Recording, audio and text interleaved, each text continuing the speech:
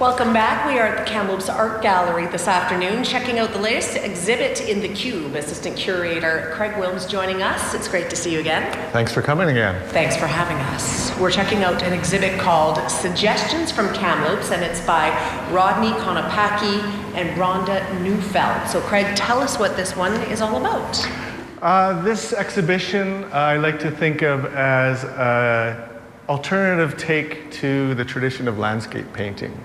So they are doing this project based on Kamloops and going beyond only what they see. So they work together in this kind of hybrid of drawing and printmaking. And what they do is they walk around with a board between them and some etching and drawing tools, and they actually walk the locations in each of these drawings. So they take a little hint of what they see, but also they feed off kind of the vibration and the movement they make as they walk across this terrain. And as they walk, that vibration translates into how the markings are on the actual finished product? Yeah, that's correct. So it's very process-oriented, you would say? Very much, very much. They've done this in a number of, well, not exactly this, but they've done this sort of thing in a number of communities, which I think really gives kind of a better sense of place or of landscape than simply a visual of what's in that place.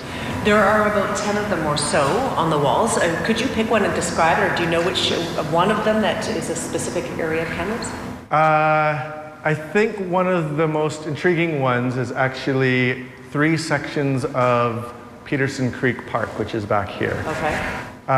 What they've done with the hanging, as you can see, it's not all on the same level or traditional gallery hanging. So they've walked the grassland area of Peterson Creek, the canyon right in the park, and then kind of the urban part of Peterson Creek that runs right through downtown. So you get to see a little bit of how the surface is different everywhere, how the view is different, and just how maybe the route of the creek runs. So what they've done is hang them also at the elevation. So you go from grasslands to canyon down to the street level, and they've reflected that. In fact, through the entire exhibition, you'll find things closer to the river will be down low, and you'll find things like TRU or Peterson Creek grasslands up above, or part of the Secwepemc Heritage Park, again at river level. So as you go through the installation, not only do you see that change, but if you start at one end, you actually begin in the west and you make yourself go east. Really? So you sort of walk in their footsteps, kind of. You follow the routes that they took. It seems to me that this exhibit would be best appreciated if people who are viewing it know these areas around Kamloops. Yeah, oh yeah, it definitely helps. This entire year, or for 2014, I really brought in artists to do projects like for this space, and a lot of people have responded to projects on the area specifically. Nice. So it does have that kind of feel to it. In fact, you'll see on the walls there's some contour lines, and if you do look up a Kamloops contour map, you will find certain spaces around town. So it really speaks to the area and people and getting that sense of place.